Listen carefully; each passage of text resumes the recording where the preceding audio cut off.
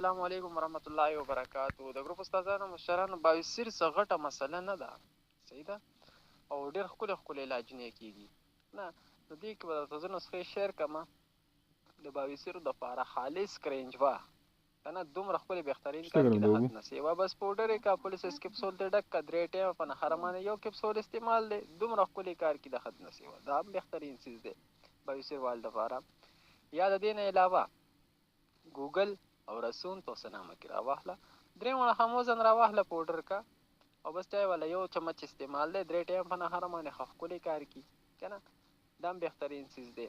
یا دا نه داسې کار وکړي چې 100 ګرام به کرنجوه راواخلي، 100 ګرام کرنجوه دې سره راواخلي 25 ګرام ګوګل، 25 ګرام رسون تو، 25 ګرام مصبرو او 50 ګرام تخم نیمو.